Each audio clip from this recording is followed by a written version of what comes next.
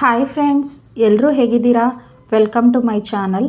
ಇವತ್ತು ಮಹಾಭಾರತದ 15ನೇ ಎಪಿಸೋಡ್. ಪಾಂಡವು ಬೇಗನೆ ಕುಂತಿಯನ್ನು ಕರೆದು ಏಕಾಂತದಲ್ಲಿ ಸಮಾಲೋಚನೆ ನಡೆಸಿದರು. ಪಾಂಡು ಹೇಳಿದರು, ರಾಜಕುಮಾರಿ, ಧರ್ಮಕ್ಕೆ ಅಪಚಾರವಾಗದಂತೆ ನಾನು ಹೇಗೆ ಮಕ್ಕಳನ್ನು ಹೊಂದಲು ಸಾಧ್ಯ? ಪವಿತ್ರ ಗ್ರಂಥಗಳು ಮನುಷ್ಯನಿಗೆ 12 ರೀತಿಯಲ್ಲಿ ಮಕ್ಕಳಾಗಲು ಸಾಧ್ಯವಿದೆ ಎಂದು ಹೇಳಿವೆ. ಅವುಗಳ ಪೈಕಿ ಮಹಾಪುರುಷನೊಬ್ಬನ ಅನುಗ್ರಹದಿಂದ ಮಕ್ಕಳನ್ನು ಪಡೆಯುವುದು ಒಂದು ಮನವೂ ಕೂಡ. ಮಕ್ಕಳಿಲ್ಲದ ಮನುಷ್ಯ ತನ್ನ ಹೆಂಡತಿ ಮತ್ತೊಬ್ಬ ಮನುಷ್ಯನಿಂದ ಮಕ್ಕಳನ್ನು ಪಡೆಯಲು ಅನುಮತಿಸಬಹುದು ಎಂದು ಹೇಳಿದ್ದಾನೆ. ಆದುದರಿಂದ ನೀನು ಇತರ ಯಾರಿಂದಲಾದರೂ ಮಕ್ಕಳನ್ನು ಹೆತ್ತು ನನ್ನನ್ನು ಆ ಮಕ್ಕಳ ತಂದೆಯಾಗುವಂತೆ ಮಾಡು. ಕುಂತಿ ಪಾಂಡುವನ್ನು ಬಿಟ್ಟು ಪುರುಷರನ್ನು ಒಂದು ಕ್ಷಣವಾದರೂ ಮನಸ್ಸಿನಲ್ಲಿ ನೆನೆದವಳಲ್ಲ. ಪಾಂಡವು ಪುನಃ ಹೇಳಿದನು, ಕಾಂತೆ, ನನ್ನ ಮಾತನ್ನು ನಿರ್ಲಕ್ಷಿಸದೆ ಮಹಾತಪಸ್ವಿಯಾದ ಬ್ರಾಹ್ಮಣನೊಬ್ಬನನ್ನು ಆಶ್ರಯಿಸಿ ಉತ್ತಮ ಮಕ್ಕಳನ್ನು ಪಡೆಯುವುದು ಈ ಆಪತ್ಕಾಲದಲ್ಲಿ ಸಾಧುವಾಗಿದೆ. ಇದರಿಂದ ನಾನು ಪುತ್ರವಂತನಾಗಿ ಉತ್ತಮ ಲೋಕಗಳನ್ನು ಪಡೆಯುತ್ತೇನೆ. ಇಲ್ಲ ಎನ್ನಬೇಡ. ಆಗ ಕುಂತಿಯು ಗಂಡನ ಪ್ರಾರ್ಥನೆಗೆ ಒಲೆದು, ಈ ಹಿಂದೆ ಮಹರ್ಷಿ ದುರ್ವಾಸರು ತನಗೆ ಕೊಟ್ಟಿದ್ದ ವರ ಕುರಿತು ಪ್ರಾರ್ಥಿಸಿ ನಿಮ್ಮ ಆಯ್ಕೆಯ ದೇವರಿಂದ ಮಗುವೊಂದನ್ನು ಪಡೆಯಲು ಬಯಸಿದ್ದೇನೆ ಎಂದರು. ಪಾಂಡುವು ಧರ್ಮದೇವನಾದ ಯಮಧರ್ಮನನ್ನು ಆಹ್ವಾನಿಸಲು ಹೇಳಿದರು. ಇದರಿಂದ ನಾವು ಅನುಸರಿಸುವ ಈ ಮಾರ್ಗವನ್ನು ಧರ್ಮ ಮಾರ್ಗವೆಂದೇ ಲೋಕವು ತಿಳಿದುಕೊಳ್ಳುತ್ತದೆ ಎಂದು ಭರವಸೆ ಕೊಟ್ಟರು. ಆ ವೇಳೆಗಾಗಲೇ ಗಾಂಧಾರಿ ಗರ್ಭಧರಿಸಿ 1 ವರ್ಷವಾಗಿತ್ತು. ಕುಂತಿ ಭಯಭಕ್ತಿಯಿಂದ ದುರ್ವಾಸರು ಅನುಗ್ರಹಿಸಿದ ಮಂತ್ರವನ್ನು ಜಪಿಸಿದರು. ಯಮಧರ್ಮರಾಜ ಅವರ ಎದುರಿನಲ್ಲಿ ಕಾಣಿಸಿಕೊಂಡು ಕುಂತಿದೇವಿಗೆ ಮಗುವೊಂದನ್ನು ಅನುಗ್ರಹಿಸಿದರು. ಮಗುವು ಹುಟ್ಟಿದ ವೇಳೆಗೆ ದೇವಲೋಕದಿಂದ ಅಶರೀರವಾಣಿಯೊಂದು ಕೇಳಿಬಂದಿತು. ಈ ಮಗು ಪಾಂಡುವಿನ ಮೊದಲನೆಯ ಮಗು. ಇವನು ಯುಧಿಷ್ಠಿರನೆಂಬ ಹೆಸರಿನಿಂದ ಬಹುವಿಖ್ಯಾತನಾದ ರಾಜನಾಗುತ್ತಾನೆ. ಸದಾಚಾರಗಳಿಂದ ಕೂಡಿದವನಾಗಿ ಲೋಕಪ್ರಸಿದ್ಧನಾಗುತ್ತಾನೆ. ಪಾಂಡು ಮಾರುತಗಳ ಒಡೆಯನಾದ ವಾಯುದೇವನನ್ನು ಆಹ್ವಾನಿಸಿ ಕುಂತಿಯ ಬಲಜ್ಯೇಷ್ಠನಾದ ಒಬ್ಬ ಮಗನನ್ನು ಪಡೆಯಲು ಅಪೇಕ್ಷಿಸಿದರು.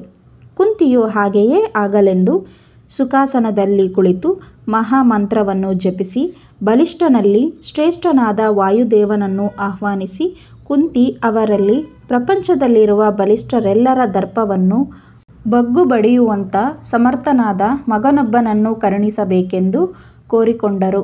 ವಾಯುದೇವನ ಅನುಗ್ರಹದಿಂದ ಕುಂತಿಗೆ 1 ಮಗು ಜನಿಸಿತು.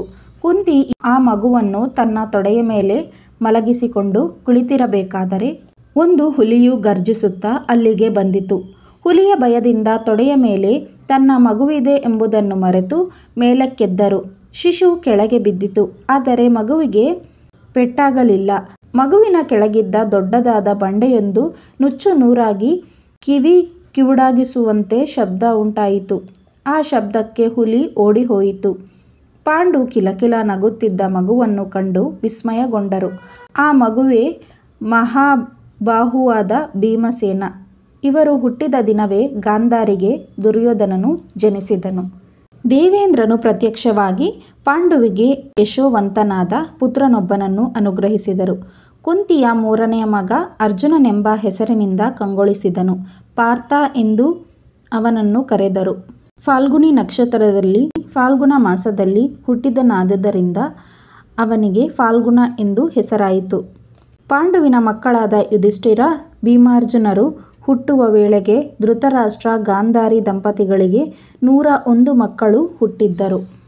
ಮನುಷ್ಯನ ಆಸೆಗೆ ಮಿತಿಯಿಲ್ಲ. ಇಷ್ಟು ಕಂಡರೆ ಇನ್ನಷ್ಟು ಬೇಕೆಂಬ ಆಸೆ. ಪಾಂಡುವಿಗೆ ರತ್ನದಂತಹ 3 ಮಕ್ಕಳಾದರು. ಇನ್ನೂ ಮಕ್ಕಳಾಗಬೇಕೆಂದು ಆಶಿಸಿ ಕುಂತಿಯಲ್ಲಿ ಹೇಳಿಕೊಂಡರು. ಕುಂತಿಯು ಉತ್ತರಿಸಿ, ಆಪತ್ಕಾಲದಲ್ಲಿಯೂ ಈ 4ನೆಯ ಪ್ರಸವವನ್ನು ಜ್ಞಾನಿಗಳು ಒಪ್ಪುವುದಿಲ್ಲ. ನೀನು ಧರ್ಮಸೂಕ್ಷ್ಮ ತಿಳಿದವನಾಗಿಯೂ ಮಕ್ಕಳಾಗಬೇಕೆನ್ನುವ ವ್ಯಾಮೋಹದಿಂದ ಧರ್ಮಕ್ಕೆ ವಿರುದ್ಧವಾಗಿ ಹೇಳುತ್ತಿರುವೆ ಎಂದು ಪಾಂಡುವಿನ ಕೋರಿಕೆಯನ್ನು ತಿರಸ್ಕರಿಸಿದರು. ಗಾಂಧಾರಿ, ಕುಂತಿ ಮತ್ತು ಮಾದ್ರಿ 3 ಸಮಾನ ವಯಸ್ಕರು. ಗಾಂಧಾರಿ ಮತ್ತು ಕುಂತಿ ಮಕ್ಕಳನ್ನು ಪಡೆದು ತಾಯಂದಿರಾಗಿದ್ದರು.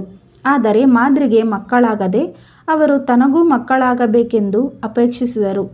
ಗಂಡನಲ್ಲಿ ಒಂದು ದಿನ ಹೇಳಿಕೊಂಡರು, ನನ್ನೊಡೆಯ, ನನ್ನ ವಿಧಿಗಾಗಿ ನಾನು ಕೊರಗುತ್ತಿಲ್ಲ. ನಾನಾದರೂ ಕುಂತಿಗಿಂತಲೂ ಉತ್ತಮವಾದ ರಾಜವಂಶದಿಂದ ಬಂದವಳು. ಆದರೆ ಕುಂತಿಗೆ ಮಕ್ಕಳಾದವು, ನಾನು ಅಪುತ್ರವತಿಯಾಗಿ ಉಳಿದಿದ್ದೇನೆ. ಕುಂತಿಗೆ ಯಾವ ವಿಷಯದಲ್ಲಿಯೂ ನಾನು ಕೀಳೇನಲ್ಲ. ಕುಂತಿಯು ಮಹಾಮಂತ್ರದಿಂದ ಮಕ್ಕಳನ್ನು ಪಡೆದರೂ ನಿಜ. ಅದೇ ಮಹಾಮಂತ್ರದಿಂದ ನನಗೂ ಸಂತಾನ ಪ್ರಾಪ್ತಿಯಾಗುವಂತೆ ಕುಂತಿಯು ಅನುಗ್ರಹಿಸಿದರೆ ನಾನು ಪುತ್ರವತಿ ಎನಿಸಿಕೊಳ್ಳುತ್ತೇನೆ. ನೀನು ನನ್ನನ್ನು ಪ್ರೀತಿಸುವೆಯಾದರೆ ಅವರನ್ನು ಒಪ್ಪಿಸಿ ನನ್ನ ಆಸೆಯನ್ನು ಈಡೇರಿಸು.